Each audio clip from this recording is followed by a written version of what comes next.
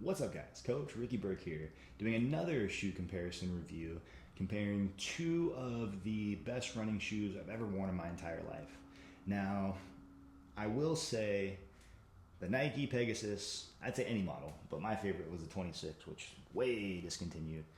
Those are a decent trainer. These are a little bit more along the lines of training slash race shoes. So one of these I've done multiple competitions over this last year with, whether it be straight running or hybrid training with running and weight training.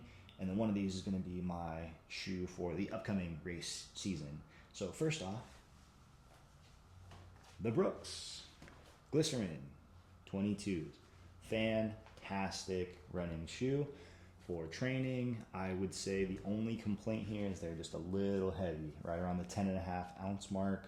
I know it's not ideal for racing, but that's not what they're for. They're for training. So for me, with being by the beach, a couple slopes, hills, terrain, if you will, that's why you see a little bit of dirt on there. These are awesome. You get a nice stable ankle with a nice cushiony heel. I am a bit of a heel striker, especially when I'm fatigued. So these have been my saving grace when it comes to anything longer than like 7-8 miles.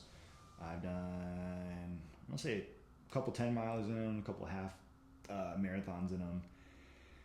They're awesome. I'm going to continue to train in them, but I do want to shave a couple minutes off of my time. So I went with something a little bit lighter. The brand new TYR Maverick V1. Now, not 100%, don't tell anybody, I might get in trouble. These, I don't think are official race legal. Like I think I'm gonna run a couple like local halves and stuff, but if I want to qualify for like Boston, I don't think I'm allowed to wear these because the stack height is ridiculous. I think it's like 11 millimeters. It could be a little less, but I think that's what the guy said. Not only that, look at this size, right? It's like pretty comparable. I'm trying to get like a good frame here. As far as size, you can even see like this one's probably a little chunkier. This one is a solid 3 ounces lighter. This is 10.5 ounces. This is like 7.5 ounces. Like float brick. That comparison, but I notice it when they're on my feet. I said this in another video, but my legs were smoked. I ran in 7 miles in these yesterday and felt like butter. Sometimes in these, regardless of how much cushion, how much stability, I just can't really get going. There's not as much of a forward rock, and that's kind of a little bit more of a benefit of the elevated heel, where this one kind of propels you forward, whereas this one you kind of have to do a little bit more work. And that's why I personally decided to get two different pairs of shoes. Now granted, I'm a coach, I'm picky, and I feel like I have a decent amount of fitness experience and I know what works and what doesn't work for me.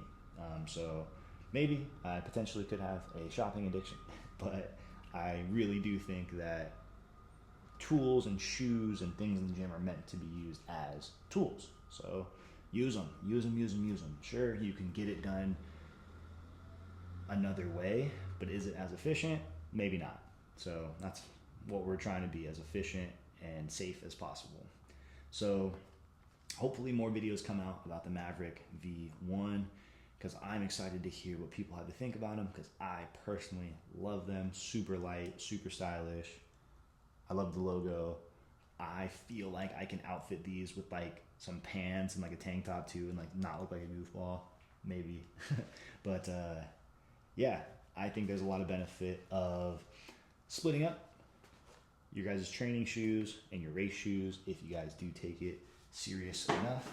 Now, if you're out there just trying to get your feet wet into general working out, start with that first. Sometimes people fall too far into the trap of like needing the best stuff before they can make a move.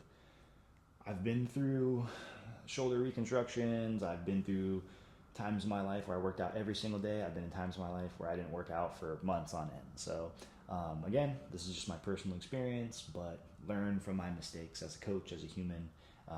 And these are all my personal preferences as far as my race shoes.